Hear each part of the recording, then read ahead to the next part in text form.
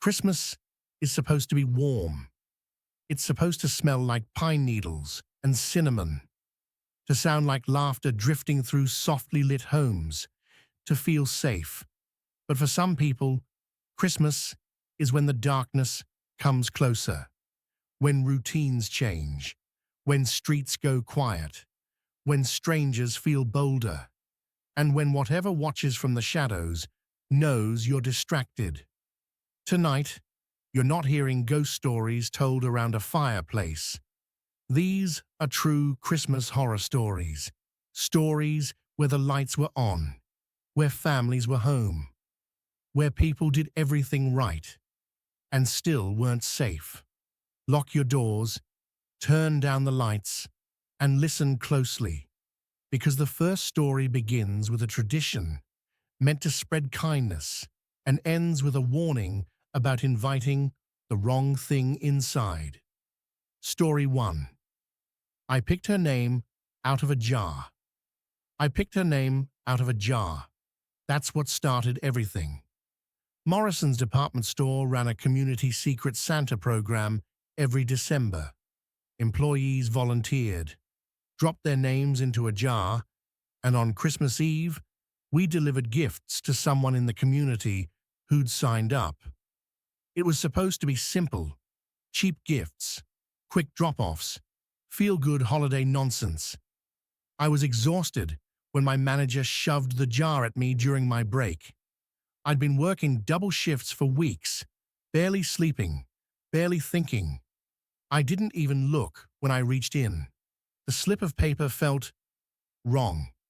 Thicker than normal, old, yellowed at the edges like it didn't belong with the others. Mrs. Eleanor Chen, 847 Burt Street. And at the bottom, written smaller, shakier than the rest, lives alone. Please visit. That line stuck with me. Not, please help. Not, thank you. Please visit. I should have handed it back, but something about it tugged at me. Maybe guilt, maybe exhaustion. Maybe the idea that after weeks of dealing with screaming customers, I could do one genuinely kind thing. I spent my own money on the gift. Tea, cookies, a warm blanket, a wooden puzzle. I wanted it to feel thoughtful. On Christmas Eve, after my shift ended, I drove to Burt Street. The neighborhood was old and quiet. Houses leaned toward the road. Porch lights flickered or were completely dead. Snow hadn't fallen yet, but the air felt heavy and cold. Number 847 looked abandoned. Paint peeled in long strips. Gutters sagged. Dead plants rotted in window boxes.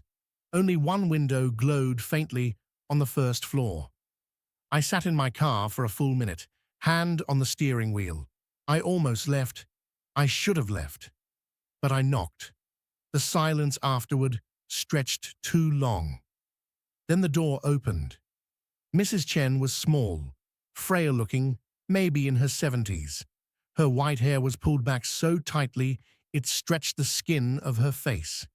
She wore a faded floral dress that hung off her frame like it belonged to someone else. Her eyes locked onto mine. Dark, too dark, and far too focused. "You came," she whispered. Not surprised, not confused, relieved, like she'd been waiting for me. I explained the Secret Santa program and handed her the basket. Her hands trembled as she took it, but she didn't look inside. She just stared at it, lips moving silently like she was counting or praying.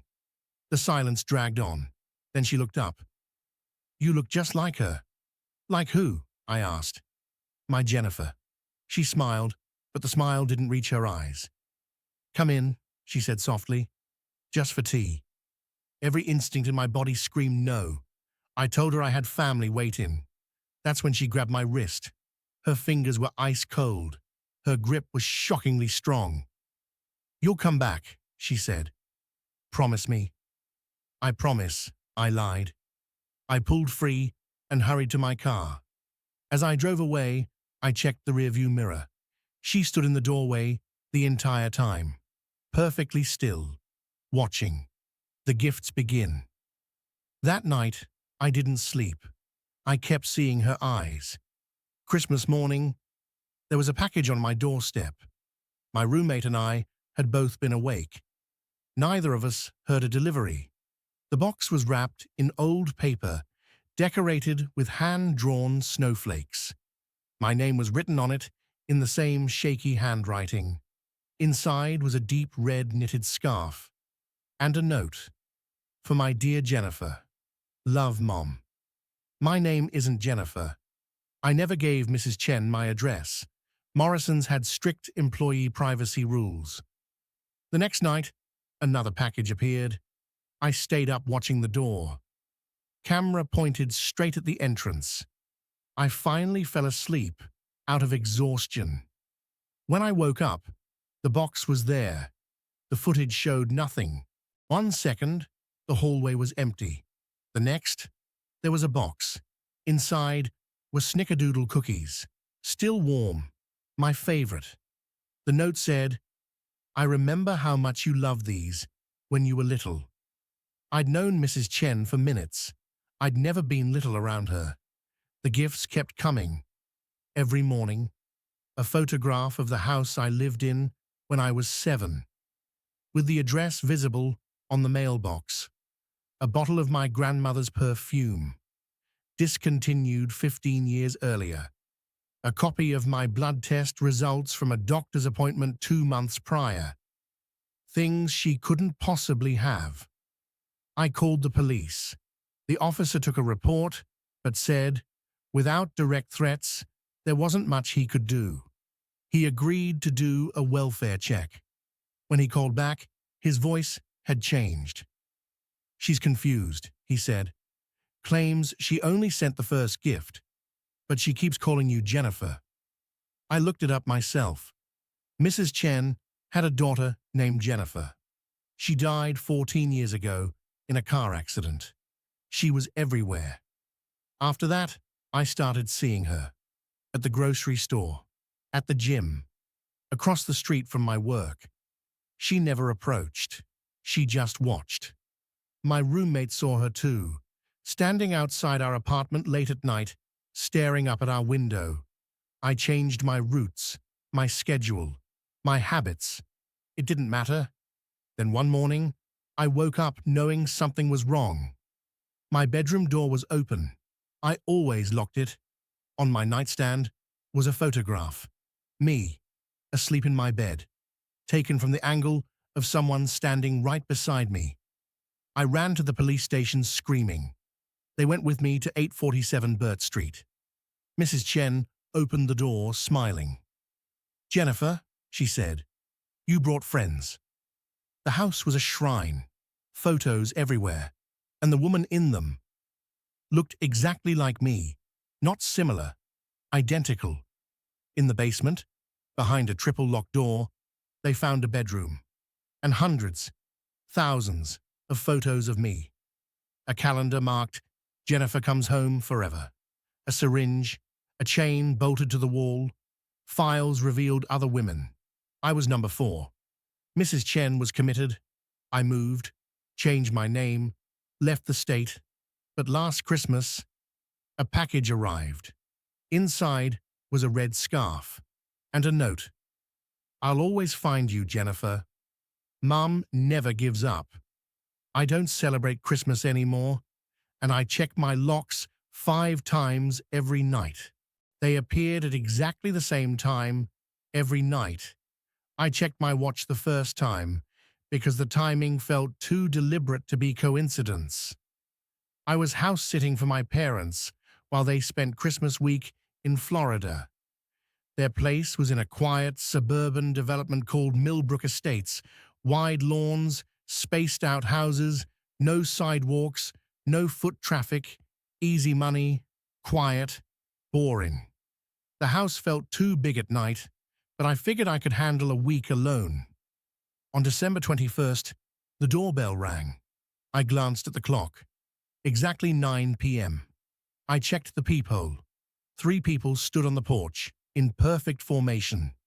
A woman in front, a man slightly behind her, a younger woman to the side. They wore old-fashioned winter clothing, long wool coats, thick scarves, leather gloves.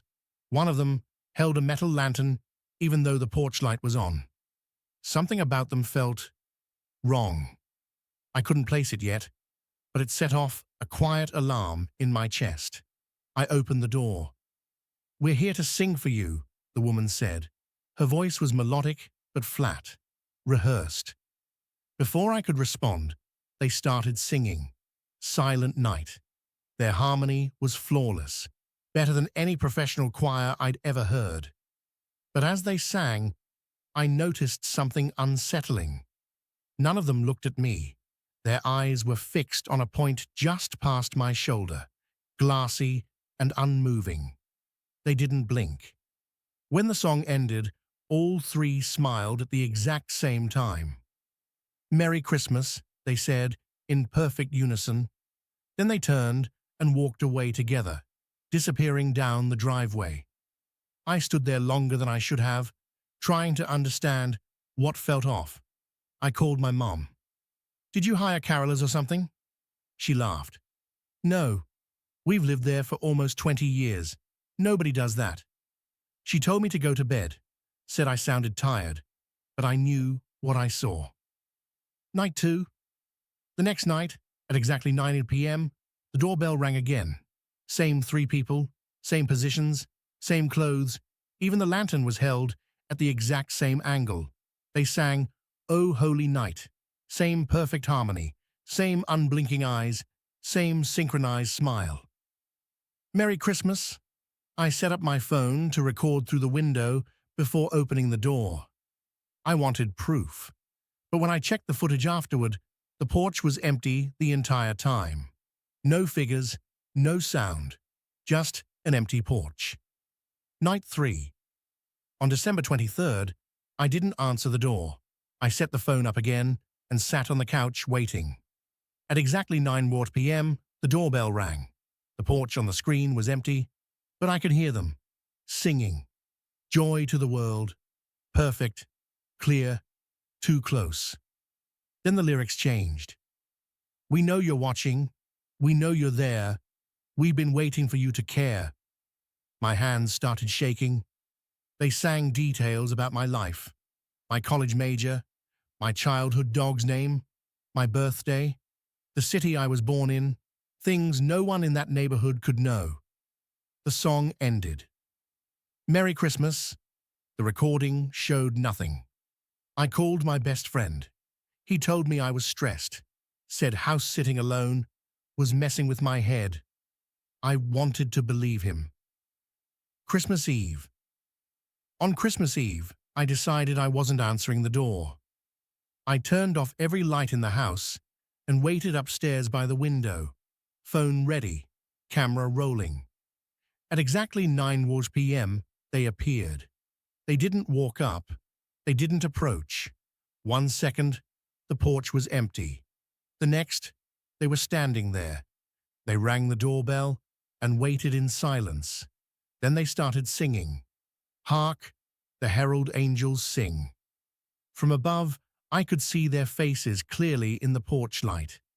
They looked wrong.